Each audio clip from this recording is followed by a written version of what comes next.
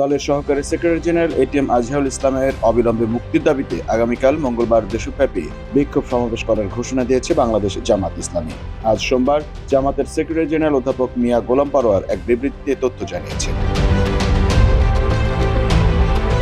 বিবৃতিতে তিনি বলেন, আগামীকাল 18 ফেব্রুয়ারি জামাত ইসলামের সহকারী সেক্রেটারি জেনারেল এটিএম আজহারুল ইসলামের অবিলম্বে মুক্তির দাবিতে ঢাকা মহানগরী সহ দেশের সব মহানগরী এবং সব জেলায় শান্তিপূর্ণ বিক্ষোভ সমাবেশ ও মিছিল অনুষ্ঠিত হবে। আগামীকাল বিকাল 4টায় পল্টন মোড়ে ঢাকা মহানগর উত্তর ও দক্ষিণের উদ্যোগে আয়োজিত বিক্ষোভ সমাবেশ ও মিছিলের নেতৃত্ব দেবেন আমির জামাত ডাক্তার শফিকুর রহমান।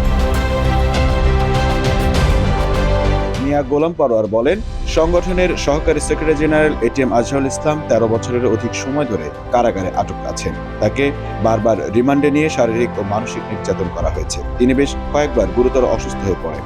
তাকে ন্যূনতম চিকিৎসা সেবাটুকু দেওয়া হয়নি। জামাতের শীর্ষ নেতা বলেন, দেশবাসী আশা করেছিল যে চরম জুলুম নির্যাতনের শিকার এটিএম আজহারুল ইসলাম স্বৈরাচার মুক্ত বাংলাদেশে মুক্তি লাভ করবেন, কিন্তু অন্তর্বর্তী সরকার ক্ষমতা গ্রহণের 6 মাস 9 দিন অতিবাহিত হওয়া সত্ত্বেও তাকে মুক্তি দেওয়া হয়নি। ফ্যাসিস্ট শেখ হাসিনার শাসনামলের বিচারিক কার্যক্রমসমূহ সারা বিশ্বে বিতর্কিত, প্রশ্নবিদ্ধ ও প্রত্যাখ্যাত।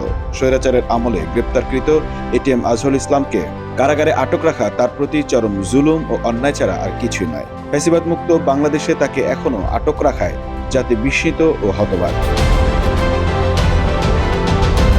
মিয়া গোলাম পরোয়ার বলেন, এ পরিস্থিতিতে মজলুম জননেতা এটিএম আজহারুল ইসলামকে মুক্ত করার লক্ষ্যে সারা দেশে আয়োজিত বিক্ষোভ সমাবেশ ও মিছিল সর্বতোভাবে সফল করার জন্য আমি জামাত ইসলামীর সর্বস্তরের নেতাকর্মী ও দেশবাসীর প্রতি উদাত্ত আহ্বান জানাচ্ছি। Mamun Mahfuz, time news desk.